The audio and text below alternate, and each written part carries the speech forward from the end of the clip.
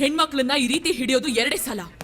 ಒಂದು ಮೈ ಮೇಲ್ ದೆವ್ವ ಬಂದಾಗ, ಮತ್ತೊಂದು ಹೆಂಡತಿ ನಡತೆಗೆಟ್ಟಾಗ. ಇವಳಿಗೇನಾದ್ರೂ ದೆವ್ವ ಹಿಡಿದಿದ್ಯಾ?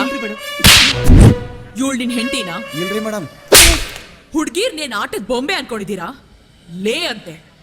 ಲೇ ಅನ್ನೋದಕ್ಕಿಂತ ಮುಂಚೆ ಲಾ ತಿಳ್ಕೊ. ಹೆಣ್ಣಿಗೆ ವಿಶಿಷ್ಟ ಸ್ಥಾನ ಕೊಟ್ಟಿರೋ ದೇಶ ನಮ್ದು. ಹೆಂಗಸ್ರನ್ನ ಪರ್ಮಿಷನ್ ಇಲ್ಲದೆ ಮುಟ್ಟಬಾರ್ದು. ಭೂಮಿಗೆ ಭೂ ಮಾತೆ ಅಂತಾರೆ. ಫ್ಲಾಗ್ ಹಾಯ್ಸ್ಟ್ ಮಾಡ್ಬೇಕಾದ್ರೆ ಭಾರತ್ ಪಿತಾ ಕಿ ಜೈ ಅನ್ನಲ್ಲ, ಭಾರತ್ ಮಾತಾ ಕಿ ಜೈ ಅಂತಾನೆ ಹೇಳೋದು. ಅವಳು ಸಂತಾನ ಇವಳು.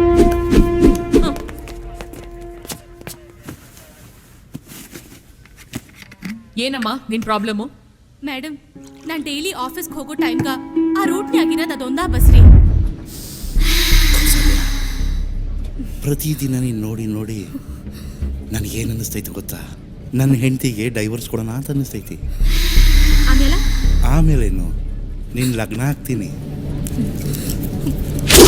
ಹೋಗ್ಬೇಕಾದ್ರ ಬರ್ಬೇಕಾದ್ರ ಇವ್ನ್ ಟಾರ್ಚರ್ ತಡ್ಕೊಂಡು ಸಾಕಾಗೋಗಿದ್ರಿ. ಆದ್ರ ಎಷ್ಟು ಅಂತ ಸಹಿಸ್ಕೊಳ್ಳಿ.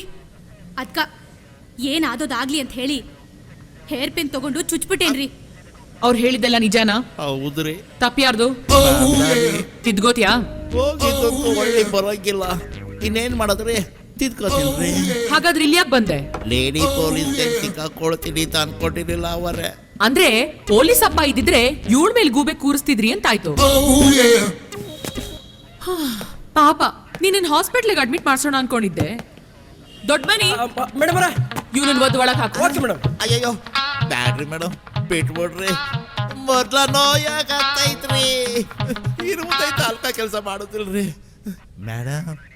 ಅದ ಇಲ್ಲ ಅಂದಮೇಲೆ ಯಾರು ಹತ್ತದ್ರೇನು ಇಳಿದ್ರೇನು ಎಲ್ಲ ನನ್ನ ಅಕ್ಕಗಿರಿದಂಗ್ರಿ. ಇನ್ನು ಮುಂದೆ ಅಕ್ಕ ಅನ್ಲಾರ್ದು ಯಾರನ್ನೂ ಮಾತಾಡ್ಸೋದಿಲ್ರಿ. ಸಾರಿ ಅಕ್ಕ.